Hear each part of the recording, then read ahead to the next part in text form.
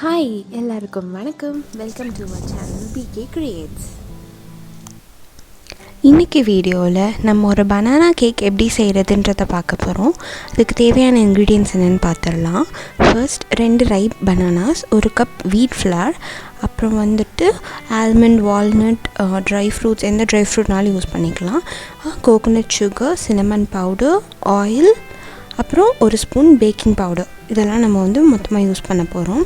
So first 2 பனானாவை நல்லா cut பண்ணி அதை நம்ம பிளெண்டரில் ஆட் பண்ணிக்கலாம்.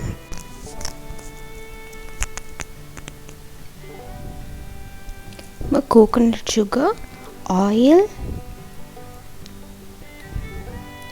அப்புறம் நம்ம கன்சிஸ்டன்சிக்கு ஏற்ற மாதிரி கொஞ்சம் மில்க்கு, அப்புறம் சின்னமன் பவுடர் எல்லாமே நம்ம ஆட் பண்ணிக்க போகிறோம். ஆட் பண்ணி பிளெண்ட் பண்ணி எடுத்து வச்சுருக்கேன். ஒரு மிக்சிங் பவுல் எடுத்துக்கலாம்.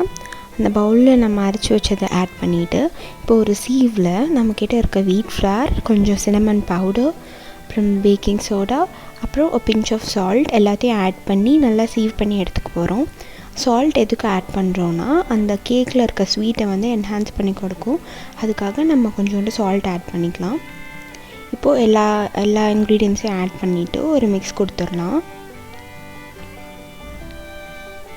நல்லா மிக்ஸ் பண்ணிவிட்டு நம்மக்கிட்ட இருக்க நட்ஸ், அப்புறம் ரைசன்ஸ் எல்லாத்தையும் நமக்கு என்னெல்லாம் தேவையோ அதெல்லாம் ஆட் பண்ணிக்கலாம்.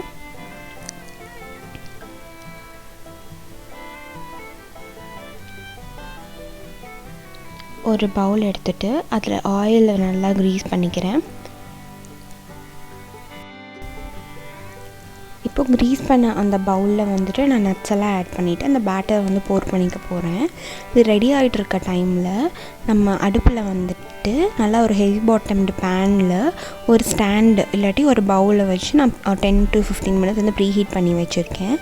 இப்போ இந்த பேட்டரில் நான் இந்த நட்ஸ் எல்லாம் நான் அரேஞ்ச் பண்ணிவிட்டு ப்ரீ ஹீட் பண்ண கண்டெய்னரில் எடுத்து வைக்க போகிறேன்.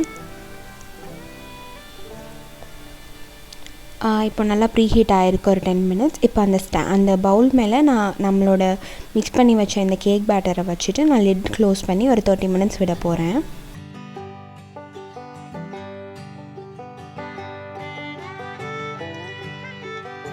இப்போ ஒரு டூத் பிக்கை நான் அந்த கேக்கில் டிப் பண்ணி பார்க்குறேன்.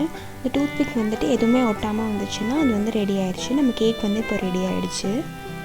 இப்போ நம்ம கேக்கை கட் பண்ணி ஒரு கப் டீயோட ஜாலியாக என்ஜாய் பண்ணலாம். இந்த ஈஸியான டேஸ்டியான பனானா கேக்கை ரொம்ப சீக்கிரமே செஞ்சு முடிச்சிடலாம். இந்த கேக்கை செஞ்சு பார்த்துட்டு எப்படி இருக்குன்னு எனக்கு கமெண்ட்ஸில் சொல்லுங்கள். தேங்க்யூ.